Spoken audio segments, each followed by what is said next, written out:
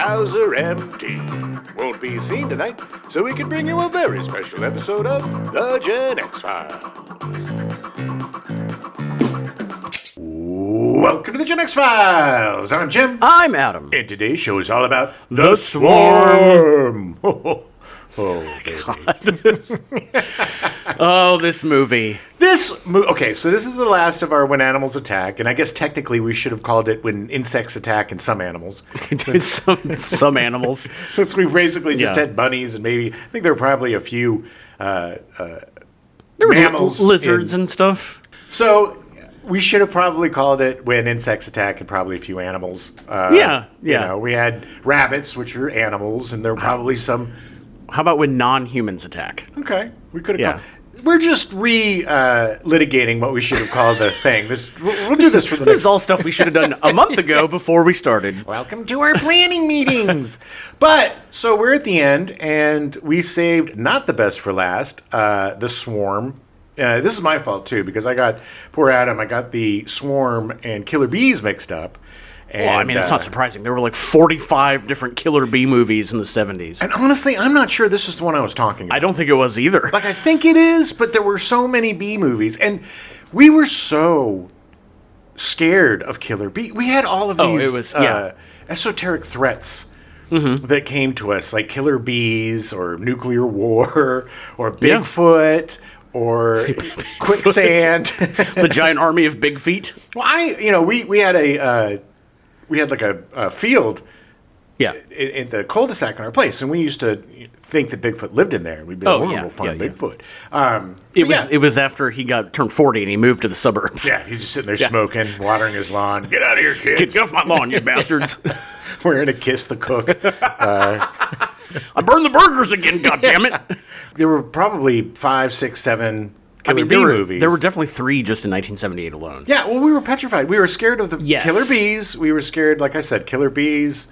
You know, Bigfoot, spontaneous combustion was a big one. Another esoteric Nuclear threat. War was the biggest one, yeah. Sure. I mean, we had to do duck and covers. The most likely to happen. Yes. Our teacher was like, look, there's going to be a nuclear war, and killer bees are going to come get you, and then you're going to spontaneously combust in a I think that they made it worse by the fact that they kept calling them Africanized killer bees. Right. Really played up the whole racism side of it. Well, they sure did in this movie. God. Oh, my God. How many times I had to, close my eyes because it was like, the Africans are coming. Yeah, nothing like an old white dude saying, we got to stop the Africans before they invade D.C. We're going to lead the Africans out to the Gulf of Mexico and set them on fire. Yeah, we're going to get those Africans. Oh, my God. It was... Oh, man, it was hard. It was hard. Well, here's the problem. I love the old Irwin Allen disaster movies. We covered, please listen to our disaster show, one of our earlier shows. It was a fun, immersive experience where you get to experience the disasters. It was the birth of the disaster movies genre. Yes, and those are great. Towering Inferno is great. Poseidon Adventure is great because they have this formula. It's kind of the Stephen King formula where you spend a little bit of time getting to know this big group of people, and you like them, and then you watch them die. And then disaster, And then once the disaster hits, it hits. And if it's a fire, there's a fire. So you got to run from a fire. Earthquake. There's stuff. If airports. Poseidon Adventure, you start sinking, you have a goal, a way to go. There was no end goal in this. There was no urgency in anything. No. This was the laziest of the Irwin Allen movies. Oh, my God. And the main problem with this movie for me is where Irwin Allen lives or dies is with the cast and the setting. Yeah. And if he would have kept more of the movie in small town USA and this little Fred MacMurray, Slim Pickens town, and we saw it through their eyes more and we experienced it more intimately through them. Right. Then it would have been a much more entertaining movie. But we spent so much goddamn time in the bunker. Yeah. Which was boring. And no one cares. Nobody gave a shit. And they never really figured out plans. It was just them bickering with each other. It was Michael Caine and Richard it's like you say Skidmark. Poor Richard Widmark. You know he was called that as a kid. I know. He's so such a good actor, too. Amazing. I feel bad, but I can't help it. And a great person. Yes. A really good human being. Yes. Which some of the stuff I learned about him in the script really surprised me in a good way. But Michael Caine apparently in the contract was like, I will give you 2 colors. 2 from my book. Nothing and everything. Yeah. So it was no in between. Either a performance completely devoid of... It was a robotic performance. No emotion. No emotion. Dead eyes. And this is one of the greatest actors. Michael Caine is amazing. Amazing. And he was either dead-eyed shark. He must have, studied the shark in Jaws: The Revenge, because that's basically the performance until he got mad, and then it was 1,000. Then he went and yelling and screaming. God. And when he was a foot away from someone screaming in their face. No, and I'm not even exaggerating. There was no in-between. It was either 0 or 100 with him. Yeah. I don't... I mean, look, the fact that they got so many Bs is totally incredible. 1 million Bs and all the distinging and all the stuff. But none of that matters if you make a boring movie. And there's a really telling quote in the script when we get to it about Star Wars, which makes me understand why Irwin Allen was on his way out. Because he didn't understand the evolution of film. He could not... He was still stuck in the 40s and 50s of how you make movies, and the early disaster movies were very much that and captured that feel. But by 1978, we had moved on. Yeah, society had moved on. Well, we were a little exhausted from the disasters, and plus, there were already real disasters happening. Yeah, we had a bad earthquake in the 70s. We had a lot of stuff going on. Plus, the gas crisis, people were worried about stuff, and they really wanted to escape in a movie. Yes. And this, his previous works were a lot of fun, and, they really got to the heart of whatever disaster it was. Yeah. But this isn't, again, an esoteric disaster. We didn't know what was going to happen. And kind of the same problem by using bunnies instead of hares, using honeybees instead of, some sort of bigger bee. It wasn't as scary. But look, the getting stung to death and all that stuff, that was really fun. That was good. They did a good job with that. Yeah. Oh, he loves killing kids, apparently. Oh, baby. He hates children. So many dead kids. An amazing cast, a very prescient topic. Could have been done really well. I don't know. The funny thing is I can't remember any of these Killer Bee movies being any good. No, none of them were. I don't think anyone came out as the classic Killer Bee movie that everybody's talking about. No, it's too big. It's too big. The thing with the Towering Inferno and Poseidon Adventure is that it's a contained story. Yeah, the Towering Inferno, it's a huge building, but it's in that building. Exactly. The Poseidon Adventure is on the Poseidon. Exactly. It's a people trying to get away from a thing they can get away from. Killer bees will be friggin' everywhere. Yes. How do you get away from that? Yes. Yeah. It comes up with this awful cockamamie solution that doesn't make any sense. I don't even remember what it was. It was the reason they attacked the base was because of the alarm. Sound, yes. The alarm sounded like the queen mating or whatever, so they ran to it. Stupid. Exactly. Didn't make any sense. And then they take him out to the Gulf of Mexico and light him on fire, which they showed the fire didn't kill them before. So somehow they were contained. Well, it was dumb. It was so dumb. Well, it just shows they didn't know what to do. No. They didn't really have an idea of what to do. Thing too with Towering Inferno, Poseidon Adventure, you have this core group of cast, these big stars or whatever, that are all on the same page doing the same thing. Yes. Escaping a fire, escaping a ship that's sinking. This is just too many disparate people all over the place that aren't really coming together. And then all of a sudden, they put two-thirds of the cast on a train and kill them all. That was wow, that's it. We have an hour left of this movie, and half the cast is dead. Guess we're done with the town. The most interesting part. The whole town subplot was over. Yeah.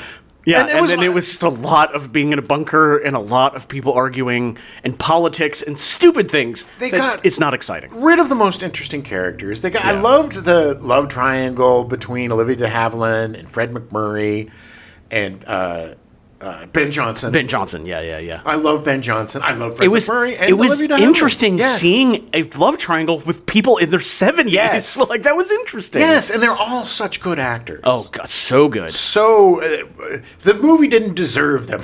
No. They're such good actors. And, the whole thing with Patty Duke being pregnant and Christian Jutner trying to avenge his family. And this movie had the ultimate the worst way of handling romance. The threesome, the love triangle was probably the most interesting. Yes. But somehow Patty Duke gives birth to a baby, and just before the doctor professes his love for her, which is super weird. Yes. But then she gives birth, and she's literally like, "Well, when I gave birth to the baby, I realized I was in love with you." And it's like, "What? You're delusional. What are you talking about? Where's the dad?" Yeah, what is going on? Oh my God! It was forced and dumb. Which actually, to be honest, that was kind of mirrored, and I didn't put this in the script. Kind of mirrored in real life. You know that Sean Astin doesn't know who his father is? Yeah. Yeah, like, because I thought he was John Astin's kid, but John Astin adopted him. Really? Because she was in between husbands and dating a bunch of people and got pregnant. Doesn't know who the dad is. Could he be the dad or no? No. Nope, it was somebody. I think it was her third husband. Huh. But anyway, it was one of those. I was like, "Holy crap!" I had no idea. He looks like John Astin, though. I don't think it's John Astin. Crazy. He adopted him, so I don't think he was the birth father. Probably. Well, my stepdad and I kind of started looking alike. Like, people would be like, "We're around each other too much." Yeah, is your son? And they'd be like, "Yes," and I'd be like, "What kind of?" It's like when you have a dog for too long and suddenly you look just like your dog. Exactly. Anyway, sorry, it was just one of those things that I was like, "Wow!" But it mirrored the storyline because who was the father? I don't know, but the doctor wanted to do the noble thing and like marry the pregnant lady. Patty Duke was a player. I did not know that. It's funny. I think in the cast, between them, I think everybody was married like 50, 60 times. Oh, yeah. It was crazy. How many people were married 4, 5, 6 times? Well, once that dam broke, baby. Once that dam broke and divorce wasn't as taboo as it used to be. Right. And it became more of a practice of, ethic. Well, it happens. Yeah. Like, I'm not going to stay with you. I don't like you. And who else but a bunch of Hollywood narcissists are going to get married 18 times? Ever dated an actor? It's tough. Oh my God! And dating me was tough. I was an actor. Yeah. But yeah, that's crazy. But yeah, I mean, so many. That's the thing. Is it tried to have those little moments, but they were so few and far between. Kind of forgot who was who, and the whole Patty Duke thing kind of just came out of nowhere. It was the army guys all kind of looked alike. Yeah. Like the only reason I knew was Richard Widmark because he talks out of the side of his mouth, like he's constantly. But like it was just too many characters, too many disparate plot lines, and none of it came together really well. Yeah, no, I mean, it shows that Irwin Allen had lost his edge. He had lost whatever it is that he had. To make a movie, and this. It's so odd to me that a movie about killer bees, there's so many movies about killer bees, they couldn't do a good one. I mean, it's a really cool story, and it's a scary thing. Something that scared the ass out of us. Oh, everybody. Yeah. We were told for years, the bees are coming. The killer bees are coming. The funny thing is when they finally showed up, they were like, nah, it wasn't that bad. I know. It was just like, nah, they're here. So what? It's just like, it's like every sort of like, racist trope of like, the blacks are moving into the neighborhood, it's going to ruin it. And then like, well, I guess it's fine. Oh, they opened up some good restaurants. It's so racist. But yeah, so this, unfortunately, it's an interesting movie. It was fun to watch. It's fun to watch all of your friends. It's fun to watch. All of my friends. I called up my good friend Fred, and he was in the movie. It's fun to watch some of your favorite. The beauty of the Irwin Allen movies, it was always fun to watch some of your favorite stars die. Yeah. A horrible death. And we got kind of robbed of that too, because with the train crash, there was just a bunch of people rolling out of windows and stuff. It wasn't even, it's like, let's just kill everybody. Well, it was like people were rolling out and like Olivia de Havilland was still on. And then I was like, oh, maybe she made it. And then the train exploded. And that was that. Well, apparently every moving vehicle, whether it be train or car, was just filled with gasoline. Look, do you not remember the Gas Act of 1970? Yes. Every car had to have an extra 50 gallons of gas. We're going to have to put some... Trains was like 1,000 gallons. Do you want the plastic explosives perk under the car? Just press a button, you can blow it up. For an extra $400, we can line it with grenades. It's so true. Everything just blew up. It was crazy. It was crazy. Oh, my God. Well, let's get into it. Yes, we got a lot to talk about. A lot to talk about. This show is going to be as long as this movie. Oh, my God. And God, just go. Just remember that thought. Hold that thought. Take yourself back to 1978. Yeah. July 7th, what has been described as the first recorded hip-hop song, Enterprise, was released as part of the 41 songs on the album Runaways, the original Broadway cast recording from the 1978 Broadway musical Runaway. July 11th, the explosion of a tanker truck at a campsite killed 217 tourists in Spain at the Los Alfaques campground near Alcanar. The tanker was carrying 51,740 pounds of liquid propylene, despite the maximum allowed load for the tanker having been 42,660 pounds. As the truck was driving past the campsite, overheating and a lack of room to expand during thermal expansion increased the pressure to the point that the tank exploded at 2:36 in the afternoon and spilled burning fuel into the crowd of tourists. Oh my God. So it was not the explosion. They were literally covered in essentially napalm. Jesus. Oh my God. Awful. Absolutely awful. I see what you're doing here, though. You're doing disasters. Yeah. That is a disaster. Irwin Allen couldn't even make that one entertaining. God, that's horrifying. Awful. July. How many? 217? 217. Yeah. Jesus. A campsite. It just must have been right near a campsite or in the middle of it or something. Awful. Absolutely awful. Good Lord. Yeah. Talk about getting away from it all. July 13th, Lee Iacocca was fired from his job as the president of the Ford Motor Company by the board of directors after clashing with Henry Ford II, the CEO and grandson of the founder. Iacocca would soon be hired as the president of the ailing Chrysler Motor Corporation, the third largest U.S. automaker after General Motors and Ford Motor, and turned Chrysler into a profitable company. Yeah, that guy was such a false hero, by the way. Oh, Lee Iacocca. He was Lee Iacocca. Lee Iacocca. Lee Johnny Coco. Lee Iacocca is one of the, paper tigers, you know what I mean? There's 100%. He was like, oh, look at him turning Chrysler around. You know how he did it by layoffs and, you know. It was awful. It was all in the backs of the workers. Yeah, and it certainly made the shareholders money. Sure. Well, that was kind of the beginning, man. That was the beginning of the fall of capitalism, was when everybody decided that the shareholders, which is... honestly, yes. Coin the term. TM. Trademark. Shareholders. Take that, CNN. The shareholders are much more important than the customers, and that's when things started to go to hell. And that's why we are where we are today. Oh, yeah. July 14th, The Swarm is released in theaters. So The Swarm starts with the success of Irwin Allen's massive disaster films. He produced and co-directed The Poseidon Adventure, released in 1972. The movie made over $100 million from a $5 million budget. It had a huge star-studded cast and was based on a popular novel. His second big disaster movie was The Towering Inferno, released in 1974. It was co-produced by Fox and Warner Brothers, the first time that two studios worked together on a tentpole blockbuster. Oh, it was so big it needed two studios. Yeah, the budget was $14 million, and neither of them were like, we're not putting up all that money. Oh, yeah. There's no way. In fact, Irwin Allen managed to get $7 million of his own money, so Fox and Warner Brothers only put up $3.5 million each. Yeah. Ooh. Again, with a huge star-studded cast, the movie made over $200 million. It was based off of two popular novels. Despite being 3 hours long, it was nominated for a slew of Oscars, including Best Picture. The success of these movies and the generation of a new genre of film made Irwin Allen the hottest producer in Hollywood. Oh, yeah. Look, a lot of these actors, too, were done. Yeah, they were older. A lot of people, they hadn't been in anything for a while. Fred Astaire, you know? Yeah, one of the greatest actors ever. He couldn't get a job. All these people the reason why he got all these stars is because they were looking for work. Right. But there was the nostalgia factor of seeing all these great old stars together. That, that brought the oldies, and then the youngies came to see, Paul Newman. Everyone die. No, and see everybody die. Exactly.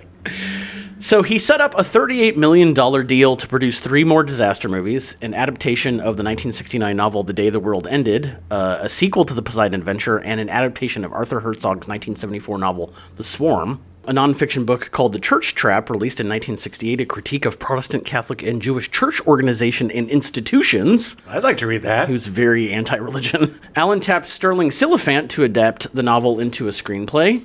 Siliphant had adapted the movies The Poseidon Adventure and The Towering Inferno for Allen.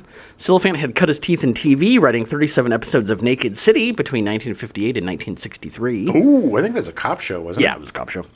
He created the show Route 66, writing the majority of the 116 episodes that aired between 1960 and 1964. Yeah, about a couple of guys driving Route 66. Yeah. Silphant won an Oscar for Best Adaptation in 1967 for In the Heat of the Night. They call me Mr. Tibbs. It was a great movie. Great movie. A great movie. Rod Steiger, man, and Sidney Poitier. Silphant was a good writer. I don't know what he did with The Swarm, but... Look, you're only as good as the source material. That's true. That is true. And this, again, Towering Inferno and Poseidon Adventure, straightforward A, B to C. You know, Act 1, 2, and 3. It's like it's written for you. It is, because it's a book. Right. But this, from what I gathered from the book, I mean, The Swarm is a bunch of other stuff going on. Like, it's not just centered on this one small town. So right. I think it was just too unwieldy. Yeah. Yeah. Silphant, a quick, prolific writer, had a script ready by December of 1974, with Allen announcing production starting in April of 1975. Unfortunately, executives changed at Fox, and the new incoming studio chief, Alan Ladd Jr., believed that disaster movies had run their course and canceled the 3 deals Fox had made with Allen. He wasn't wrong. Yeah, but I think if this movie had come out in 75, I think it would have done a lot better. Sure, yes. I agree, too, because that was also at the height of the whole scare, you know. Yeah. But, it would have done better, but it would have had to been written better, I think. No, I don't disagree. Warner Brothers, who had co-produced Towering Inferno, jumped at the chance to work with Allen and set him up at their studio.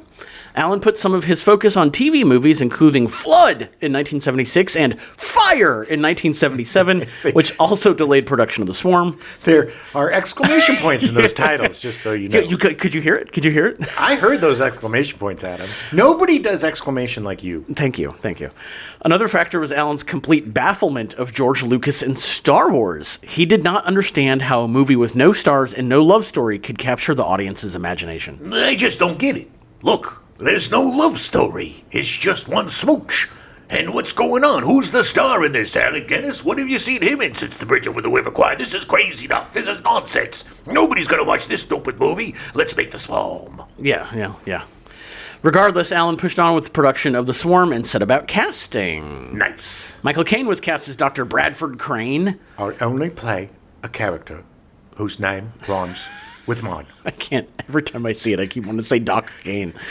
By 1978, Caine was a bankable movie star. He'd been nominated for 2 Oscars, Best Actor for Alfie in 1966, losing to Paul Scofield in A Man for All Seasons, and Best Actor for Sleuth in 1972, losing to Marlon Brando in The Godfather. Both great movies. His movies. Alfie and also The Godfather, too. It's a pretty good movie. But, I mean, A Man for All Seasons is good, too. I mean, it's not like he lost to bad performances. No, but Alfie, he was so young. That was one of his first movies. It was very early. Yeah. If it was, I think, in his first 5 movies, like it was pretty early. They remade that with Jude Law. Oh, they did. That's right. Yeah. Nobody remembers because nobody saw it. Nobody asked for it. Caine had starred in The Eagle Has Landed in 1976, a war film starring a big ensemble cast, including Donald Sutherland, Robert Duvall, Jenny Agutter, Treat Williams, and Larry Hagman. The movie was written by Tom Mankiewicz, the son of famous screenwriter Joseph Mankiewicz. Love that movie. Huge Larry Hagman talent crush. Jenny Agutter was in Logan's Run. Yes. She was the woman in Logan's Run. I don't remember her name. Yeah, the girl. Yeah. In 1977, he appeared in another epic war film with an even bigger ensemble cast, A Bridge Too Far, directed by Richard Attenborough, featuring Dick Berger, James Caan, Sean Connery, Edward Fox, Elliot Gould, Gene Hackman, Anthony Hopkins, Hardy Kruger, Laurence Olivier, Ryan O'Neal, Robert Redford, Maximilian Schell, and Liv Ullmann. I'm going to hazard a guess that Hardy Kruger probably played Hitler. Maybe. Hardy Kruger and Harry Kruger? No, Freddy Krueger? Freddy Krueger, yeah. Hardy Kruger was Freddy's brother. Yeah, they were both jerks. He was part of the Hardy Boys. Yes, until their horrible burning demise. One of them became a child killer. A Bridge Too Far was written by William Goldman, who won 2 Oscars for writing, one for Butch Cassidy and the Sundance Kid in 1969, and one for All the President's Men in 1976. Both amazing movies. William Goldman is one of the only screenwriters to win both categories of screenwriting. Really? The adaptation and original. Nice. Yeah, original for Butch Cassidy and All the President's Men for adaptation. Great. Yeah. He's such a great writer. Yeah. Caine was one of the last people cast in The Swarm. He was so impressed with the amount of huge stars in the movie and with his track record with his previous 2 films, he didn't even bother to read the script before accepting the offer. That's your first mistake. Yeah, you could see it in his eyes, in the performance, that he realized the mistake he made. I can't believe I'm saying what I'm saying. Apparently, he went on record saying that he used the money from the movie to buy his mother a house in Los Angeles. Hey, so good things come from crap. This was also the beginning of him literally taking roles for money. Oh, yeah. I've said it before and I'll say it again. If you're a reader, read Michael Caine's book on acting because it is so entertaining. And there's a whole chapter on picking roles by location. He took, over the next 10 years after this movie, or not even 15 years, he took so many parts where it was just a big paycheck. He did not care. No, because he wanted, like, Jaws the Revenge. He said, hey, I can take my wife to the Bahamas for 6 weeks. Yeah. You know? I'm going to go live in the Bahamas. All right. So if you... Same with, like, Blame It on Rio. Yeah. You know? It's like, we can go to the beach for 6 weeks. I'll be in this horribly profane movie that's going to disgust people for the rest of my life. During filming, Caine thought the little yellow spots left by the bees on his clothing was honey, so he began to eat them. Oh, look. Free honey. This entirely unaware that what he was eating was actually bee feces. Wait a minute. Is this poop? It's bee poop, yeah. Caine would work again with Irwin Allen the following year, starring in Beyond the Poseidon Adventure, another box office bomb. On that movie, I heard he had a crippling bee poop addiction where they just had to get all of the bees that they took the stingers out of, left over from, he took them home.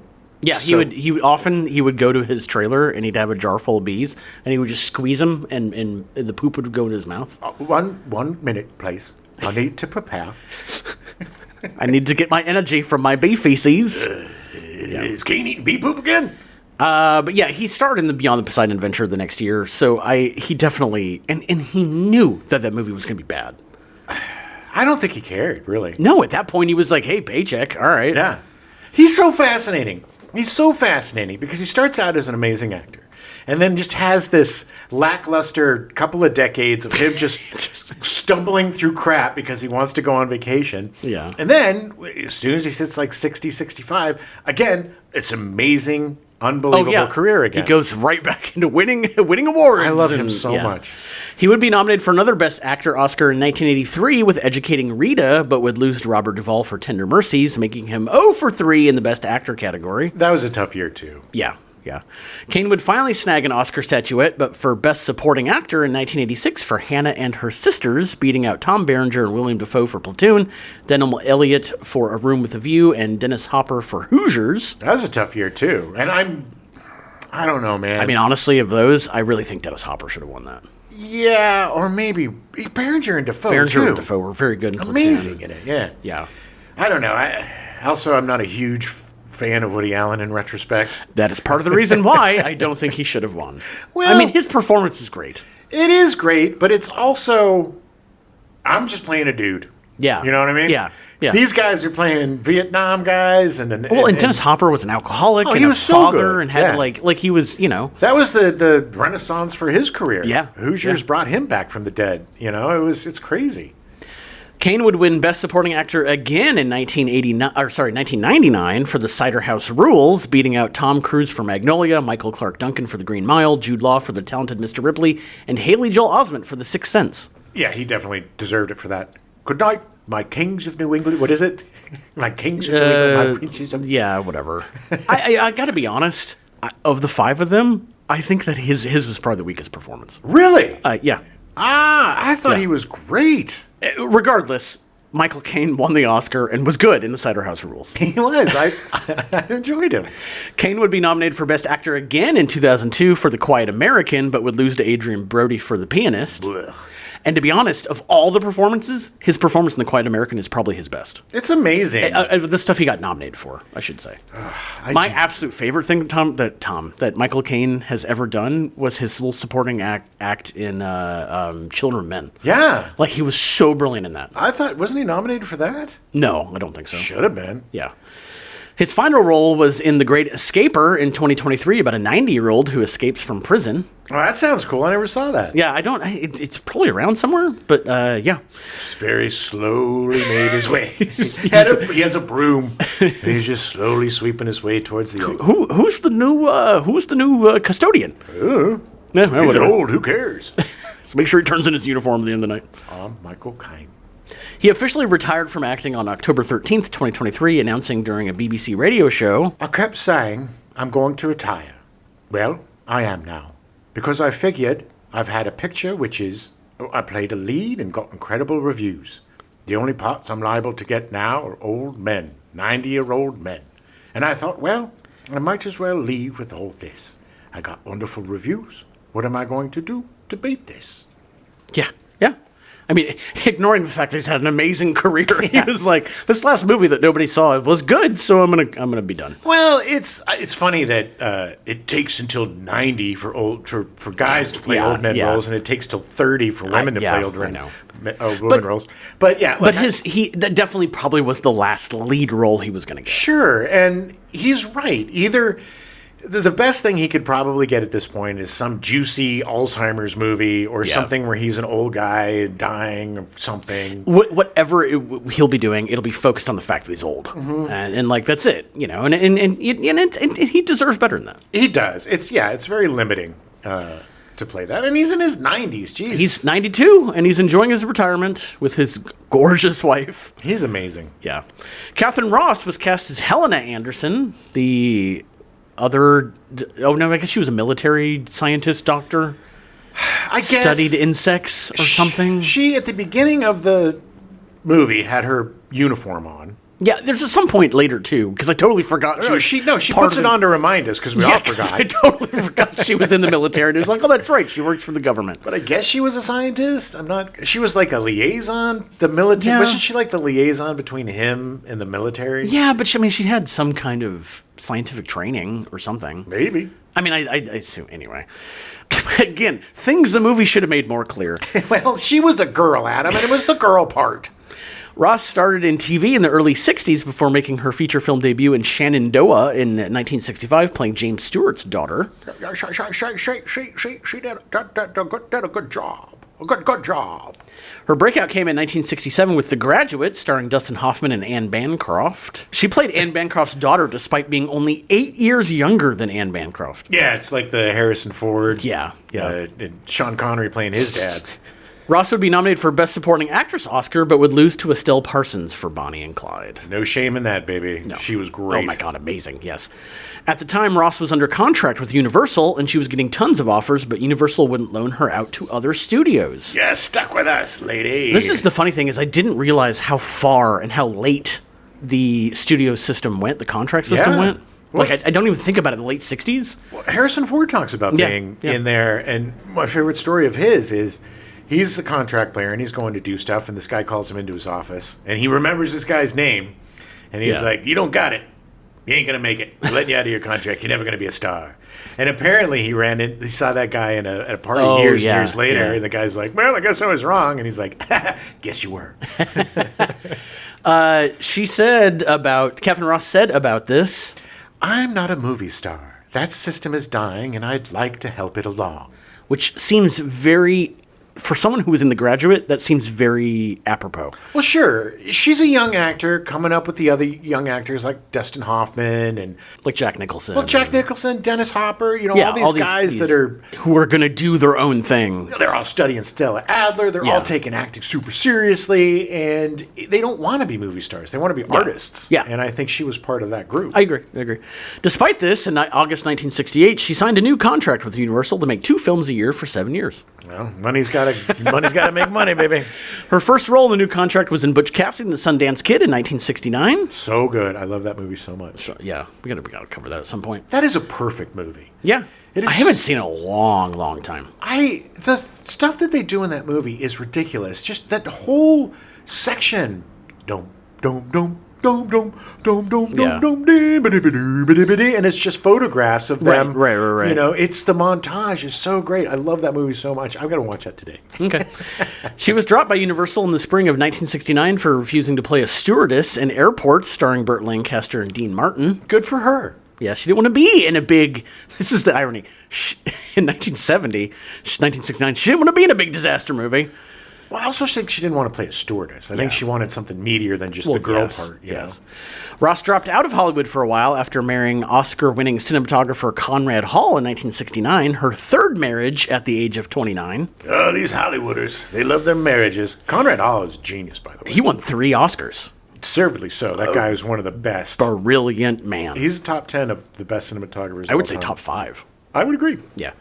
She refused most roles offered her and appeared in only a small handful of films. Preferring stage acting, Ross returned to the small playhouses in Los Angeles for much of the 1970s. Yeah, obscurity. Nobody goes to the theater in Los Angeles. How awesome would it be to be a tiny little theater actor in the 70s and going like, you were in The Graduate. What are you doing? I'm starring opposite Katharine Ross. I'm a little nervous. She said, I'm aware that I have a reputation for being difficult. Yeah. She's very choosy. Look, she's very choosy about her career. Any woman who stood up for herself or talked back was difficult. Yeah. You know? Labeled difficult immediately. Exactly. It's just such a double standard. She actually turned down a role in the towering Inferno in 1974, but Allen convinced her to appear in The Swarm. Come on, do it, please. Come on, do it, come on. After The Swarm, Ross co-starred opposite Sam Elliott in the supernatural horror film The Legacy, released in 1978 as well, playing a woman who finds herself subject to an ancestral curse at an English estate. I don't know if I've ever seen this. I don't think I have either. It sounds really familiar, but I might be thinking of a different movie. Well, there were a lot of gothic thrillers back then. It's the exact same plot setup as Casper, the Friendly Ghost. And frogs. Ross had previously worked with Elliott on Butch Cassidy and the Sundance Kid. Yeah, he had a small part in that. He had a very small part in the beginning. He was a poker player. Yeah. They began dating when Ross's 4th marriage was fizzling out. Good Lord. Yeah. 5th time's the charm, apparently. They would end up being married in 1984 and are still married 41 years later. If you ever want to feel bad about your relationship, listen to Sam Elliott talk about Katharine Ross. I have never heard anybody talk more glowing about the person that they're with. Especially now that he's like 110. Enamored with her. Absolutely enamored. She's the most beautiful. I mean, it's just he gushes. He still to this day gushes. And he can't believe it. He's like, I couldn't believe I was with her. I can't believe she's with me, you know? And she's just like, shut up. I think that this is proof positive, and this will come back a couple more times during the show, that no one should be getting married until they're in their 30s. Sure.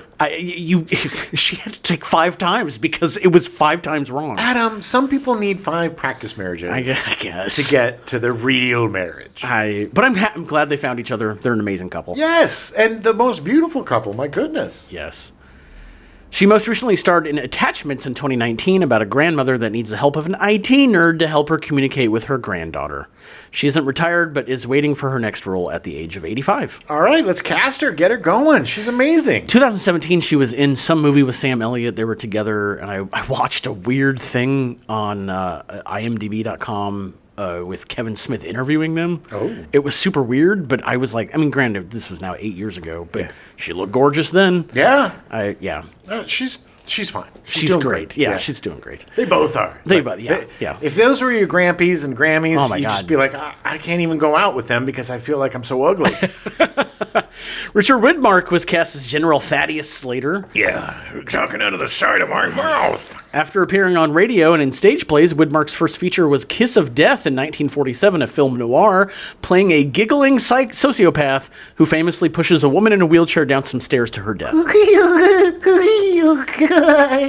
I came so close to watching this yesterday. That's how he giggled. He would be nominated for an Academy Award for Best Supporting Actor, but would lose to Edmund Gwenn playing Kris Kringle in Miracle on 34th Street. Blech. Yeah. I'm just kidding. Great movie.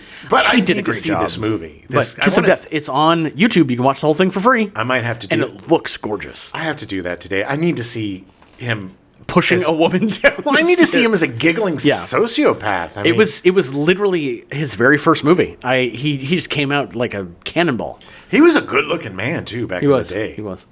His appearance in Kiss of Death would lead to Widmark appearing in a bunch of films noir as the villain or anti-hero.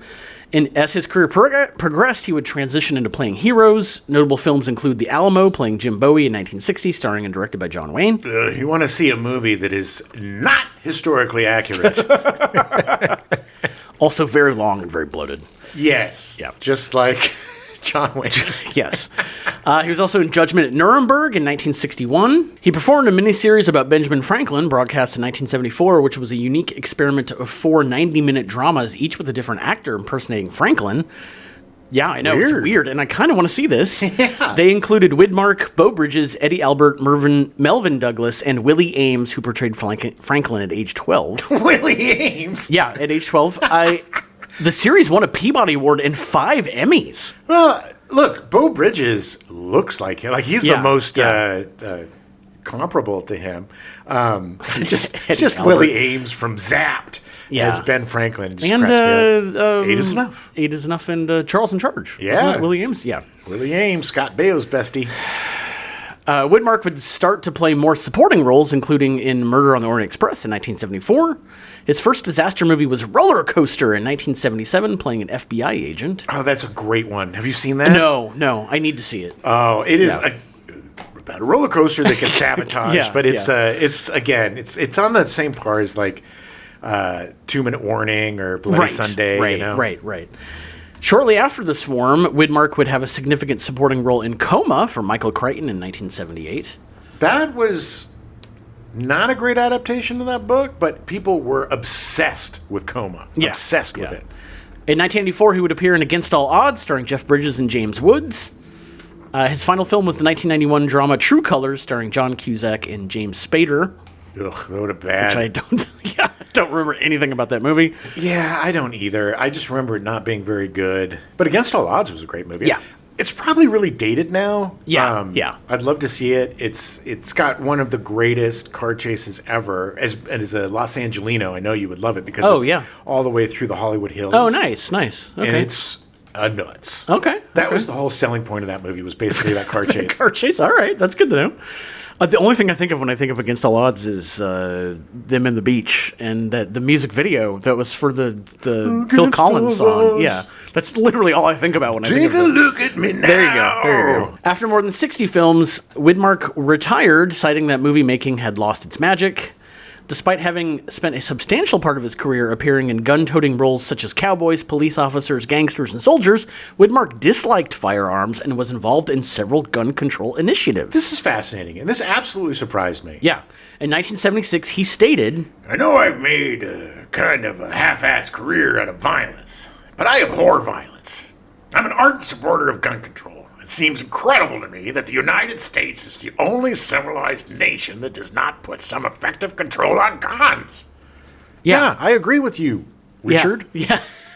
Widmark sadly died after a long illness on March 24th, 2008 at his home in Roxbury, Connecticut at the age of 93. 93, good run. But what a good dude. And that's my prejudice, man. Looking at him, I would never have thought him to be I know. A liberal, You'd think he would be some sort of conservative, he was Charlton Heston, cold dead hands prying out of my cold. He didn't just believe it, he actively fought for it. Yeah, that's very admirable. What a good dude.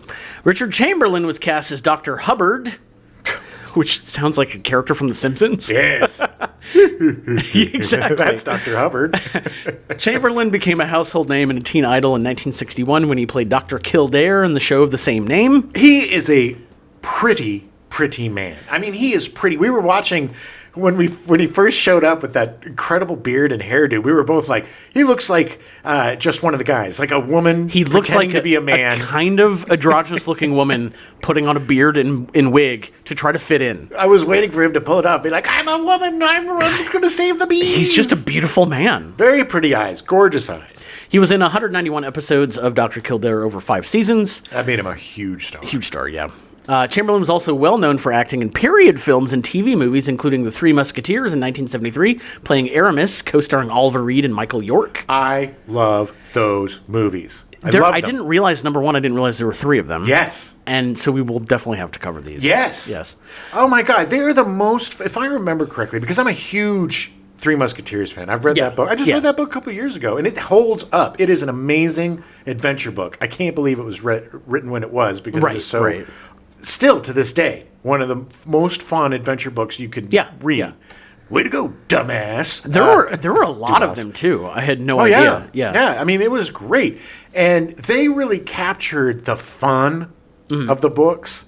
Like, the more subsequent, there's this whole new trilogy that was released with Eva Green, and it's a French adaptation of the books, and they've done all three. And I started trying to watch it, and I just couldn't get into it because it was too serious, you know? Not as fun. No, and this is like the beginning with Michael York showing up and fighting them all, and challenging them all to a duel, and they all show up.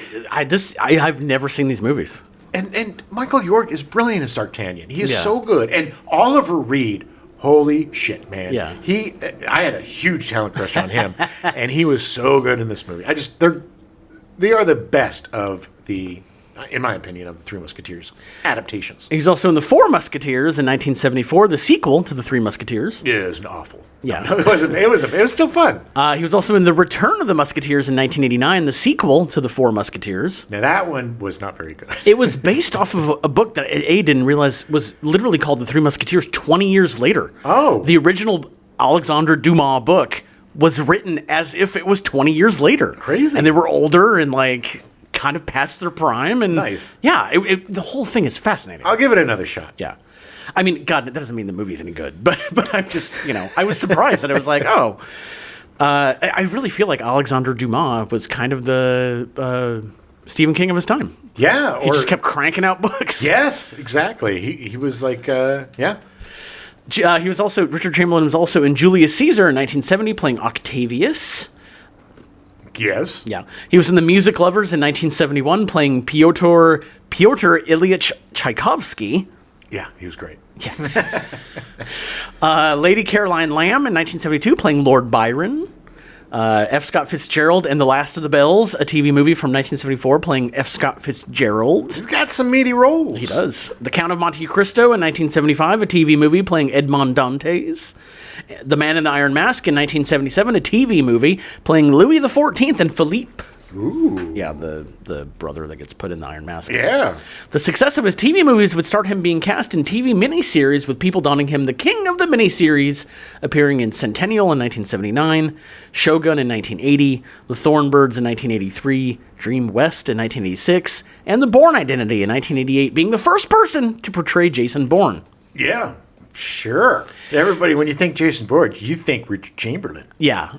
Chamberlain would appear as Alan Quatermain in King Solomon's Mines in 1985, and again in Alan Quatermain and The City of Lost Gold in 1986. The movie, I remember when Shogun came out. Oh, yeah. And teachers would tell us to watch it because we would learn more about the Japanese culture. Right. Which was just so crazy that we were told to watch, like, part of homework was like, watch Shogun, yeah, or watch whatever the nuclear war one was, the day after. The day after. Yeah. They didn't tell us to watch the Thornbirds though. No, that was naughty time. Don't want no priests having sex. I really loved King Solomon's Mines, the movie. It was another one of those that was on all the time. It was definitely like the B-movie version of Indiana Jones, right. but because it was on all the time, I was watching it. Well, it's so funny because it's a remake of the original Alan Quatermain movies, which came out before Indiana Jones. Right. But Indiana Jones was kind of based on. They were done in kind of a comedic way, and I remember really liking both those movies. He had a really great charm in those movies. He was, and Chamberlain was a very engaging actor. He may not have been the best actor, but he was good, and he was perfect for TV and perfect for miniseries. Yeah. Like, he had more gravitas than the typical TV actor. Right. But as you see in The Swarm, probably not as much as the film actors. Chamberlain was not open about his homosexuality for most of his career to protect his privacy and his acting opportunities. Oh, yeah. He would have never got parts. I mean, to be outed in Hollywood back then was a death sentence. He was outed as a gay man by the French women's magazine Nude in December of 1989, but did not confirm he was gay until the publication of his 2003 autobiography, Shattered Love, a memoir. Oh. Yeah. In 1977, Chamberlain began a long-term relationship with actor and producer Martin Rabbitt. Rabbitt played the brother of Chamberlain's lead character in the 1986 film Alan Quatermain and the City of Lost Gold. Ooh, when you watch that, think of them doing it. Yeah, I know. Brothers. It's weird. Thank you, Jim, for putting that in everyone's head. They began living together in Hawaii in 1986 and had a private commitment ceremony. Well, good for them. And it always breaks my heart when people can't live who they are. And yeah, a lot of times it just causes so much pain and suffering, or in the terms of a lot of the politicians that are living closeted lives, a lot of hatred and self-loathing. That comes out is destructive and to society. Destructive to everybody else. Yeah. Way to go. Just go to therapy. Don't put it on us, you weirdo. Don't shame someone for being who they are. Just be who you are. Yeah, Stop. It's fine. You'll be accepted. Yeah. Maybe not accepted by the people that you're with right now, but you will be accepted by someone. If you're not accepted by the people around you, find people that will accept you. Exactly. Yeah. His final role was in Nightmare Cinema in 2018, an anthology horror movie that was from some really great horror directors that I'd never heard of. Oh. Chamberlain sadly died of complications from a stroke in Waimanalo, Hawaii on March 29th, 2025 at the age of 90. I honestly did not know he was still alive. I didn't know he was still alive. Did not even hear that he died in March. Neither did I. That was just a few months ago. But I thought it was a few years ago. He's lived to 90, though. That's pretty good. Yeah. Olivia de Havilland was cast as Maureen Schuster. Please, gentlemen, just give me a chance to think about it. Give me a week. I want you now. Now, after all these years, both of you are just horned up for me? What's going on? You're the only old lady in the whole town. It's either you or nothing. I think they both knew that they were all going to die soon. Sure. I think that they really had the hots for themselves. Fred MacMurray and Ben Johnson. Ben Johnson wanted each other. Yeah. But it just wasn't. The only way that they Too taboo. The closest they could come to making love was making love to the same woman. Subtext, Adam. Sure.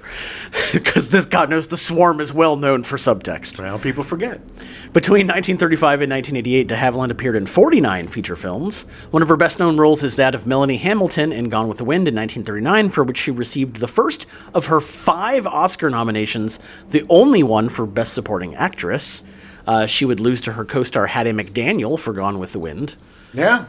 That was the first African-American woman to win an Oscar. Correct. Other nominations include Best Actress for Hold Back the Dawn in 1942, losing to Joan Fontaine, her sister, for Suspicion. I didn't know Joan Fontaine was her sister. 1 year younger.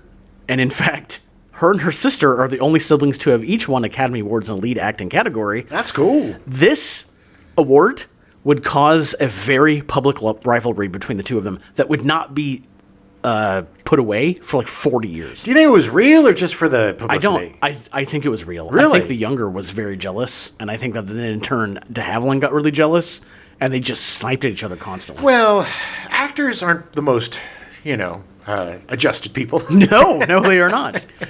She was nominated for Best Actress for To Each His Own in 1946, which she won. Nice. Best Actress for The Snake Pit in 1948, losing to Jane Wyman for Johnny Belinda. I'm Johnny Belinda. Most of these movies I've never seen and honestly never even heard of. You should talk to my folks. They watch like 3 movies a day, and it's always like, did you ever see Jonathan Juke from 1940? You should give them this list and be like, watch all these. It's a bunch of de Havilland. Yeah. I'll ask them their opinion of them. She was nominated for Best Actress for The Heiress in 1949, and she won again.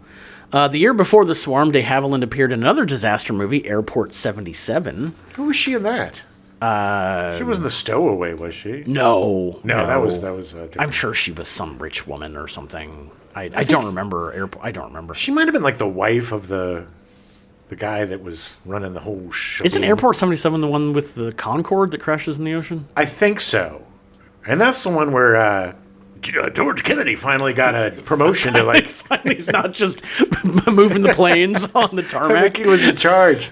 Yeah, I think that is 77. I think 77 is the one in the crash in Florida or something. Like it's or the Bermuda Triangle or something. Like somewhere in the ocean. Anyway, somewhere in the Bahamas where the Concorde doesn't go. The movie didn't make any sense.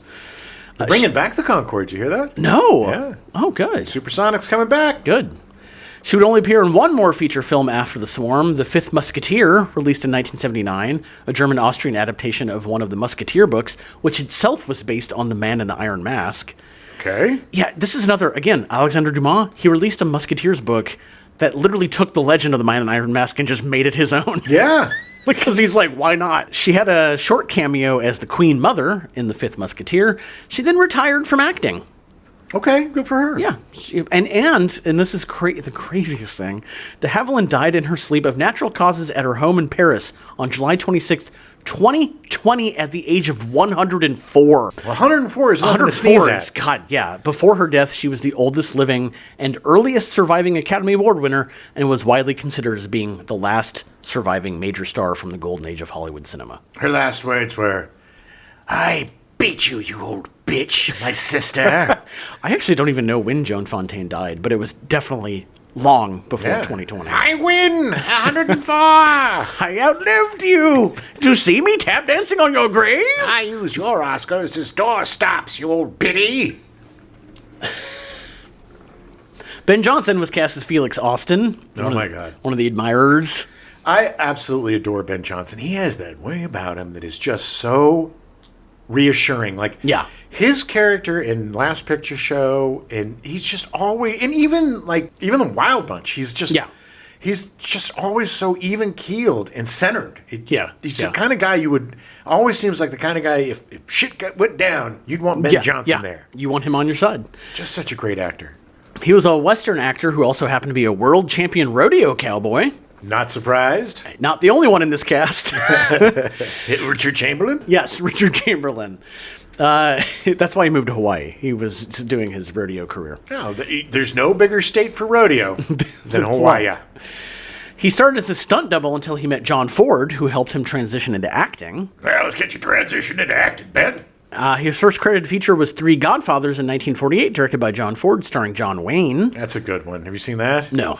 I can't remember the other two Godfathers, but it's like all these John Wayne movies were always like him and some people going to rescue some kid or something. Yeah. Johnson appeared in 4 films of tempestuous director Sam Peckinpah and had a good relationship with him, with Peckinpah appreciating Johnson's authenticity and lack of acting errors. And he's just a dude. He just seems like a good guy. Those movies were Major Dundee in 1965 with Charlton Heston. That's right. The Wild Bunch in 1969 with William Holden and Robert Ryan. I love that movie so much. I just really watched that again. That in so long. It is so good. Yeah. And 2 back-to-back starring Steve McQueen, The Getaway, and Junior Bonner, a rodeo film, both in 1972. I really like The Getaway. Getaway is based off of... isn't that based off of the... Jim Thompson. Jim Thompson novel. Yeah. It's the better version. Yes. In 1971, he would win an Oscar for Best Supporting Actor for The Last Picture Show. That movie is brilliant. Brilliant. Oh, yeah. Last Picture Show is amazing. There's so many good performances. Perfect. Talking about perfect movie. Yeah, definitely. And such a great example of like small town Texas. Yeah. The changing of the world. In the 80s, he appeared in Terror Train in 1980, which I've never seen, but I have to see now. I'm pretty sure I've seen it. I don't remember his part. He's probably like the conductor or something. Probably. He was in Tex in 1982, which we talked about extensively during our last month with the Kids in Trouble. Well, we're going to do an S.E. Hinton month, and we're going to do that, and Rumblefish, and Outsiders. Yeah. He's also in Red Dawn in 1984. Yeah. Which I don't remember him in that. He was the guy that ran the store. So when the boys came in, he said, take what you need, boys. Take what you need. Get some ammunition and some food. And get out in the hills. Get out of here, boys. His final film role was in 1996 with The Evening Star, adapted from the novel by Larry MacMurray and a sequel to Terms of Endearment. Oh, not a good movie. Which was unfortunately not very good, yeah. On April 8th, 1996, age 77, Johnson collapsed and died from a heart attack while visiting his then 96-year-old mother, Ollie, at Leisure World in Mesa, Arizona, the suburban Phoenix retirement community where they both lived. Oh. And is also about 5 minutes away from where my parents live right now. That was just weird because he's visiting. They both lived. It's like a big, like. Oh, so there's complex. Like homes. It's not like It's like it was probably small homes, but like it was a place to go retire. It looks, from what I looked at it looks real nice. Oh, of course. Ben Johnson ain't going to put his mom in a crooked home. It's an enclosed place. Like it's a community, private community. Yeah. Gated community. Gated. Thank you. That's what I was trying to say. Gated community. His poor mother. Yeah. That is so sad to have your kid drop dead in front of you. Yeah, and she lived for like 5 or 6 years. Out of spite. Yeah. No. Well, I mean, she lived to be like 102. Good like Lord. It was, yeah. He must have had his dad's genes. Yeah. Lee Grant was cast as Anne McGregor. Oh, I always got it confused with Lou Grant. They look exactly alike. They do. Grant's career has spanned over 7 decades. She's been nominated for 4 Academy Awards, all Best Supporting Actress. Once for Detective Story in 1951, losing to Kim Hunter for A Streetcar Named Desire. That was one of the very first movies she did. Okay. The Landlord in 1970, losing to Helen Hayes for Airport. She was the one that played. Helen Hayes was the one that was the stowaway. Yes. Okay. Shampoo in 1975, which she won. She was great in that. That's another movie that has kind of been lost. Yeah. To history, but it's such a great movie. I mean, it's probably a little problematic these days, but yeah, I would have to see it again. But it's a really interesting movie about a hairdresser played by Warren Beatty who is kind of making his way through the ladies, and I think he finally falls in love. Might be with Lou Grant. I'm not sure. I don't remember. Lee Grant, sorry. It would have been more interesting if it was Lou Grant, but she won an Oscar for it. She was also nominated for Voyage of the Damned in 1976, losing to Beatrice Straight for Network. No shame in that. Network is an absolute masterpiece. Grant was also nominated for 6 Primetime Emmy Awards, winning once for The Neon Ceiling in 1971, a TV movie. Okay. This is the reason I bring all this up, and again, I realize a lot of these I'm going to be talking about Oscar nominations because there were literally in this movie 7 Oscar winners and 2 including 2 more nominees. Well, that's how it was with all the Irwin Allen movies. Because he would get people past their prime. I just love the irony of the fact that there were 7 Oscar winners in this movie that sucked so hard. That probably won Razzies. It did. Actually, nice. It did. I didn't include any of that because I hate the Razzies. But, yeah. But even more impressive, the reason I'm bringing it up for Lee Grant is that with all these nominations she got, in 1951, she gave an impassioned eulogy at the memorial service for actor J. Edward Bromberg, whose early death, she implied, was caused by the stress of being called before the House Un-American Activities Committee. Right.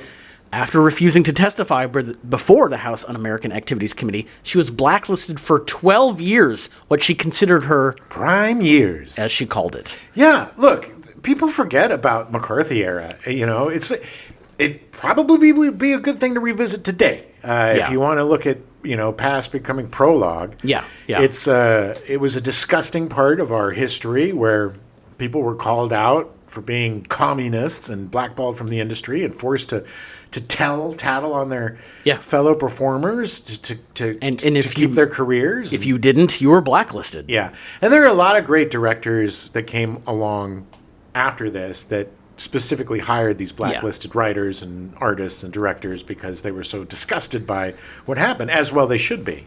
During this period, she worked as an acting teacher and took minor television and theater roles under pseudonyms. It's just amazing to me that if she hadn't been blacklisted, she probably would have won more Oscars and more Emmy Awards, and it's just so many things that she could have done if she would have been a much bigger star. Yeah. And the fact that she was such a big and successful star with that albatross around her neck is an incredible testament to her talent. In 1973, she started directing with a TV special called The Shape of Things, which, from what I could tell, the information wasn't great, but it seemed like kind of like a documentary about kind of where the world was at the time. Okay. A bunch of people got nominated for Emmys for it, just like Talking Heads.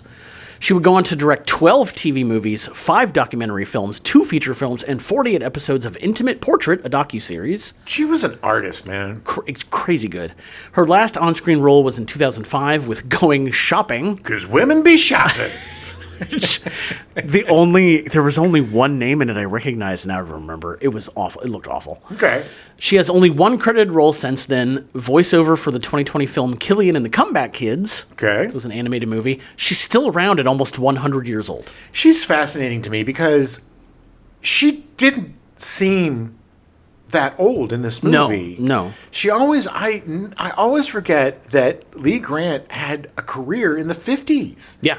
And that she just was such a staple of the 70s and 80s. Yeah. She really was done wrong by the industry. Oh, terribly. And the fact that she was done dirty and still rose above and still, I don't put any, I don't, how I feel about awards, but it's incredible that she was just so well loved and well respected, and she could go beyond all of the BS and just be an artist. No, I agree with the awards. I think that they're mostly bullshit, but like at the end of the day, it's still your peers recognizing that you're good at what you do. Of course, and whether you like it or not, it's definitely a barometer in this business. Yeah.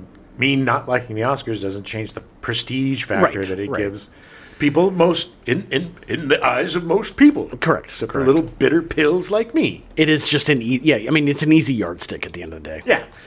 José Ferrer was cast as Dr. Andrews. Dr. Andrews. Weird one scene weirdness. Ferrer has been nominated for 3 Academy Awards. Joan of Arc in 1948 for Best Supporting Actor, losing to Walter Huston for The Treasure of the Sierra Madre. Okay. Joan of Arc was also his feature film debut. A bunch of actors in this movie who got nominated for the very first movie. I know. It's crazy. They were really good out of the gate. And then, thank you. Now you're in the swarm. He's also nominated for Cyrano de Bergerac in 1950 for Best Actor, which he won. He played Cyrano, I believe. Mm-hmm. He was also nominated for Moulin Rouge in 1952 for Best Actor, but lost to Gary Cooper for High Noon. That was inevitable. Yeah, I mean, Gary Cooper in High Noon is amazing. His version of Lady Marmalade, though, is to die for. Very good. It was the #1 hit in 1952. Hey, my baby marmalade. Ferrer is only in one scene before he dies in the film, so we'll cover him more in some future episode where he actually is in the movie for more than 5 minutes. What? I don't even remember. It was at the nuclear plant when it blew up. Yeah. Right, when they were like, we need to kill Richard Chamberlain in a really stupid way. Yeah. Why don't we just... That's the thing, too, man. It's like, you guys are the... We'll get into it. Yeah.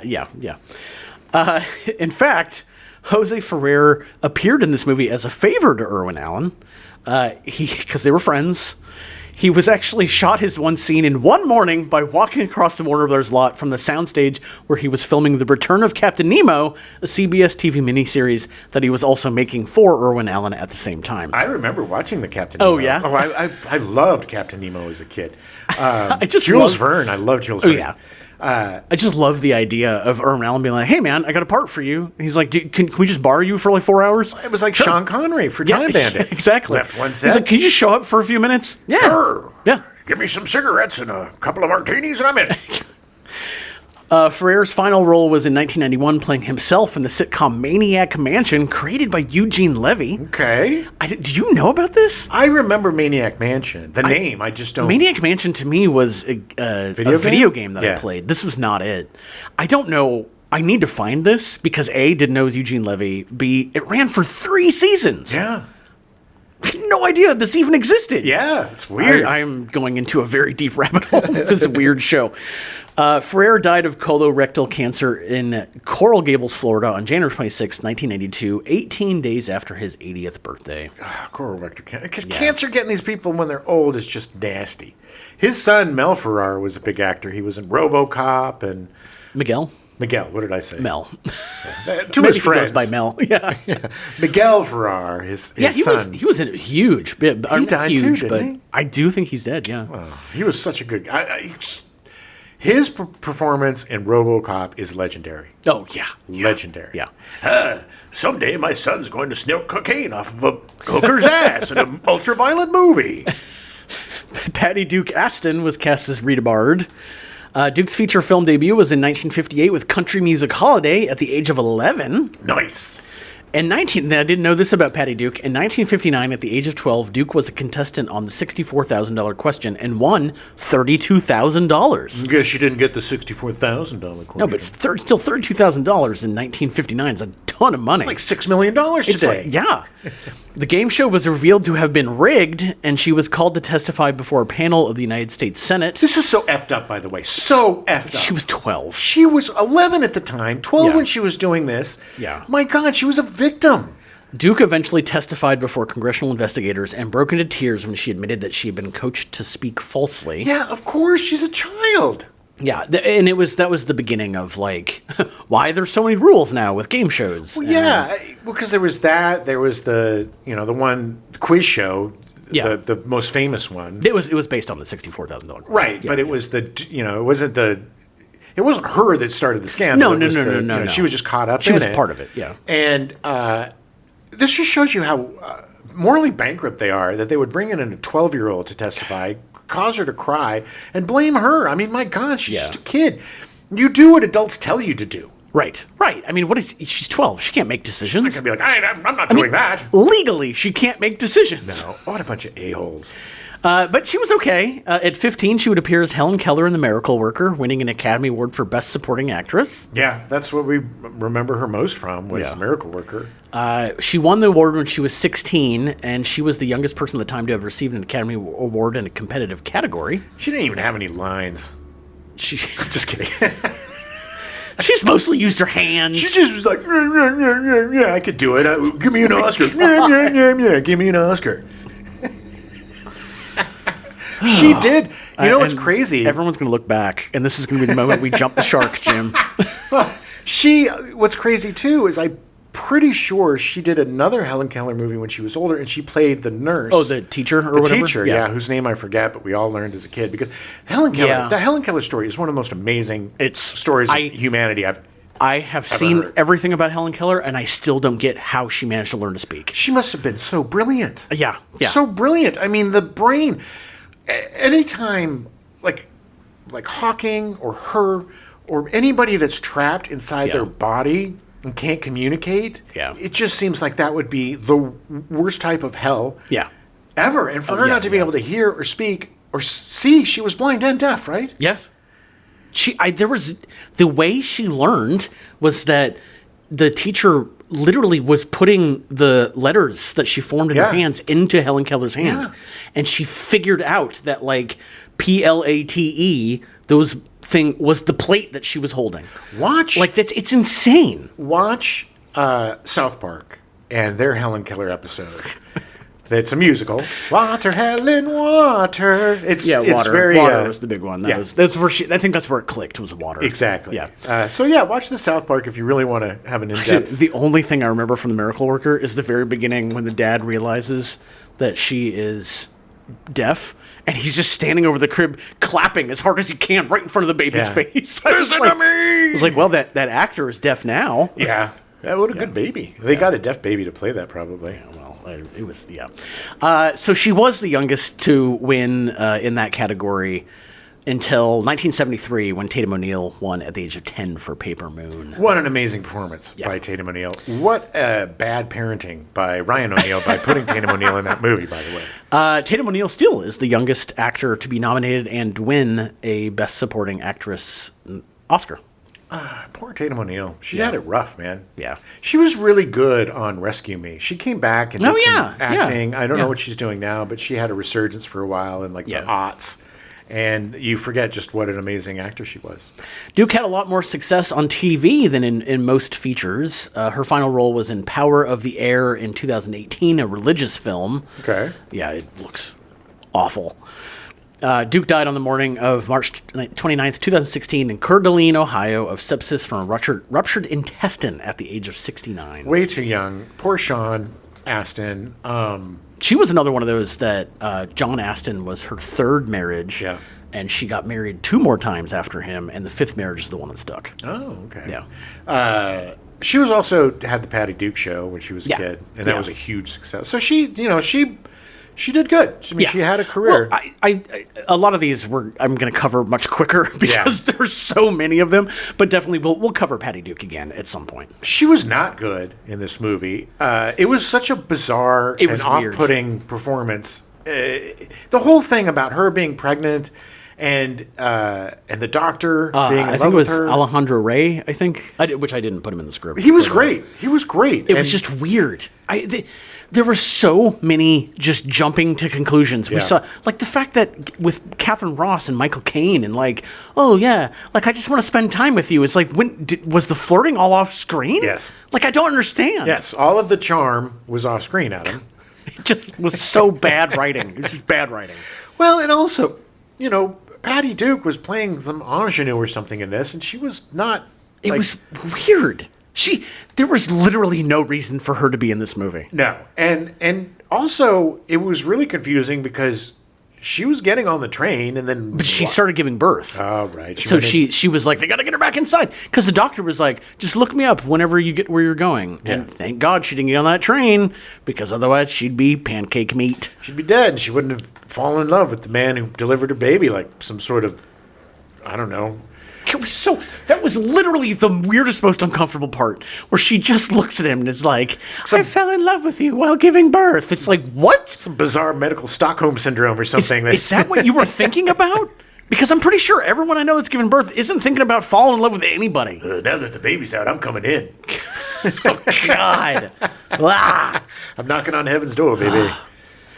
Slim Pickens was cast as Judd Hawkins. Oh, I love me some Slim Pickens. Another one who was in the movie and then gone, and you never saw him again. He had a great, meaty part. Oh, my God. It was so good. I'm going to get in there. I'm going to see my boy. Pickens was a rodeo performer before getting into acting. The least surprising sentence I've ever heard in my life. Yes.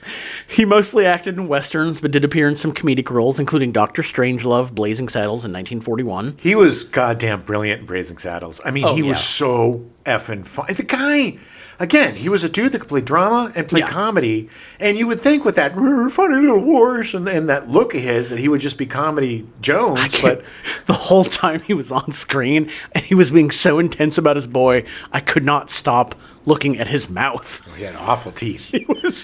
He had such a big mouth, and he's great in it. He was really great, and I felt for him and wanted to get his kid because he knew his kid was dead, and he was like, I just need to go see him. The most iconic scene of his career is him riding the nuclear bomb. Oh, yeah. Yeehaw! Woo-hoo, yahoo! And Dr. Strangelove. God, so good. God, that movie is so brilliant. So good. So good. One of the most brilliant pieces of military satire ever made. Pickens would appear in over 170 projects, including Beyond the Poseidon Adventure in 1979 and The Howling in 1981. Oh, you seem like there's some werewolves about. Pickens died in a hospital in Modesto on December 8th, 1983, after surgery for a brain tumor at the age of 64. So young, and goddamn, brain tumor? Which also means that when he was in this movie, he was like 59. Ugh. Yeah. I'm aging better than Pickens. Yeah, you are. Well, I wasn't also a rodeo dude. A rodeo cowboy. Henry Fonda was cast as Dr. Walter Krim. Yeah, the worst scientist ever. The most ridiculously awful scientist. That whole sequence where he sticks himself with the poison and the venom and is like, I just gotta get... Like, he's narrating the whole time. It's just how bad the writing was in this movie. Well, it's like, all right, so it takes 3 to 4 stings to get you. I'm going to do 8. Yeah. And I'm going to make sure that there's nobody here to safeguard in case I can't reach the whole thing was the most convoluted, stupid thing I've ever seen. For a movie that's got a lot of stupid decisions, this one was absolutely stupid. And it lasted for 87 minutes. For so long. Forever with it. He was just, okay. And we all know what's going to happen. We knew he was going to die. Yeah. It's like sitting in a waiting room, you know? you're just like, come on, God damn it. He should have injected himself with 16 bee stings. And then look, man, when I get it, you know, the Curies, they were guinea pigs for, for their own thing. But that was a million years ago. Yeah. You have a ton of people, expendable people, that are willing and volunteering to do. Look, hey, Michael Caine, he's not going to come up with the serum. No, there was one guy. Stick him. One guy. One dude is going to come up with the serum, and it's you, MFer, and you just killed yourself. Dumb. God damn it, Henry Fonda. Fonda is an acting legend who was nominated for his first Academy Award for Best Actor in 1940 with his portrayal of Tom Joad in The Grapes of Wrath. It's one of my favorite character names for some reason. Tom Joad. Tom Joad. No more apt of a character in a novel than the name Tom Joad in Grapes of Wrath.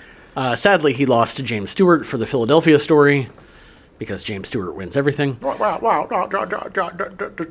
Deservedly so. He was nominated for Best Picture in 1957 for 12 Angry Men, which he produced and starred in, but lost to The Bridge on the River Kwai. No shame in that. No. I mean, both of those movies are phenomenal. Amazing, yeah. Fonda received the Academy Honorary Award in 1980, but Fonda flipped the Academy the middle finger by being nominated for Best Actor in 1981 for On Golden Pond and winning, beating out Warren Beatty, Burt Lancaster, Dudley Moore, and Paul Newman. Yep. Fonda was an avid beekeeper throughout his life. He actually was an apiarist. Yeah, he had an apiary. Yes. Fonda died at his Los Angeles home on August 12th, 1982 from heart disease at the age of 76. Yeah, I remember on Golden Pond, he was old. Yeah, well, I mean, literally was the year before he died. Like, it was, I'm pretty sure he was actually dying while it was, poop. yeah. Listen to the loons, Norman, you old poop. It's a good movie. Listen to the loons. Fred MacMurray was cast as Clarence Tuttle, the other part of point of the live triangle. Yeah, he and Ben Johnson. I was going to say Ben Foster, but no, not Ben Foster. Actor. Much different. He's a good actor too. Yeah, he is. MacMurray is best known for two completely different roles as the scheming insurance salesman Walter Neff in Billy Wilder's film noir Double Indemnity in 1944. An effing classic. Amazing. Probably one of my favorite film noirs. Yeah, one of the best. He was also Steve Douglas in the TV show My Three Sons. Oh, baby. I loved My Three Sons. Despite declaring in 1956 that he would never work in TV as it's too much work, he starred in My Three Sons for 12 years from 1960 to 1972. Oh, yeah. It's Steve Douglas or something. Steve Douglas, I just said that. Yeah. But yeah, it was funny because he literally went on record saying, like, I like doing film work because I get to hang out for a few days and I leave for a few days and I come back. He literally called himself lazy so many times. Yeah. But then he worked on a TV show for 12 years. Well, pretty lazy TV show. Yeah, I mean, it's not, when he figured out that, I just go to work a few hours next to my house. Yeah, exactly. MacMurray also appeared in a ton of Disney movies between 1959 and 1973, including The Shaggy Dog, The Absent-Minded Professor, Follow Me Boys, and The Happiest Millionaire. I thought it said Nappiest Millionaire. Yeah, The Nappiest, yeah. MacMurray was a prolific businessman and eventually became one of the richest actors in Hollywood in the range of $75 to $100 million in the late 70s. This is the funny thing is he kept calling himself lazy, but he would invest in so many businesses. Oh, yeah. He had a great business manager. Yes. He said it was due to his lifelong dedication to frugality. Yes, I'm a very frugal man. Yeah. He was also a lifelong smoker, and MacMurray was diagnosed with throat cancer in the late 70s. Irwin Allen had cast him in the movie Fire, but he pulled out due to the cancer diagnosis. Allen asked if he'd be willing to shoot a few scenes for The Swarm, taking only 2 days, and he agreed. I agree. He became his last role despite successfully treating the throat cancer while the film was shooting. He was diagnosed with leukemia in 1981, and then the throat cancer came back in 1987. Jesus, man. He had a severe stroke in 1988, December of 1988, that paralyzed his right side and affected his speech. With therapy, he made a 90% recovery. Good Lord. After suffering from leukemia for more than a decade, MacMurray died of pneumonia on November 5th, 1991 in Santa Monica at the age of 83. What torture, man. But that man fought. Yes, he and did. Made it through the last decade of his life and was like, F you, I'm not doing this. He was such an interesting guy because he had... Once he was in My Three Sons, everybody just saw him as the kindest, sweetest dad, because he was just that guy. And he was great in that show. It was such a guy show because it was him and his three sons and Uncle Charlie. I played golf. I told the story before. Oh, yeah. I once played golf behind Uncle Charlie. He must have been 100 years old, close to it. And he was the nicest, sweetest dude. On the show, he's a very gruff guy. Very like, whatever. Yeah. But he's like, hey, how's it going? We're like, Uncle Charlie. He's like, yeah, how you doing? William DeForest, I think was his name. Okay. And he's like, good to meet you. He's like, well, you guys go play it through. I'm really old and really slow. All right. And he was. But he was such a nice guy. And I don't know, man. I glommed onto that show. I loved it. And Fred MacMurray was one of my talent crushes. He was such a weirdo. He was a fascinating person. I need to find a biography of him or something because he was fascinating. Oh, so much so. Others in The Swarm that we don't have a million hours to talk about, and I'm not even going to include everybody. Bradford Dillman as Major Baker, a character actor that appeared in almost 150 projects over his 40-year career. Yeah. He died in Santa Barbara, California on January 16th, 2018 at the age of 87 due to complications from pneumonia. A lot of pneumonia deaths. Yeah. But a lot of them making it at least getting older. Yeah. Like not a lot of young deaths in this. Pneumonia will get you, man. It's bad. Cameron Mitchell was cast as General Thompson, a character actor that appeared in almost 250 projects over his 55-year career. All of these dudes, as soon as you see them, you know who they are. His final film was released in 2018, the lost Orson Welles film The Other Side of the Wind, despite having died from lung cancer in 1994 at the age of 76. Okay. Blast from the grave. Yeah.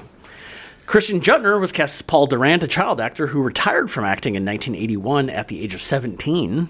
He was really good. He played Paul Durant. He witnessed that was such a great scene. One of the best scenes in the movie where his parents just get decimated by the bees. Oh, my God.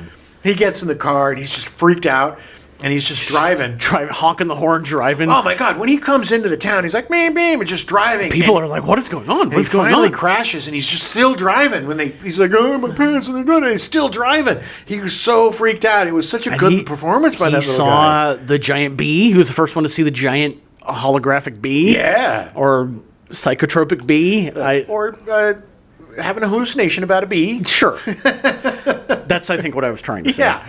But, and then he is basically the reason why everything got effed in the town, because he and his little buddies... They wanted revenge! They wanted revenge for killing his parents, so they Molotoved the beehive and very cleverly hid underneath trash cans. That was really smart. To keep themselves from getting stung to death. We were smart as kids. We thought things through, you know? Yeah, except for the fact that the bees took off and killed everyone in town. I'm not saying we thought all the way through, but at least enough to not die. I think 20 minutes ahead, not 2 hours ahead. Exactly. But he was great. I thought he was really good. He was really good. It was really sad that but he was good. He did a really good job in this.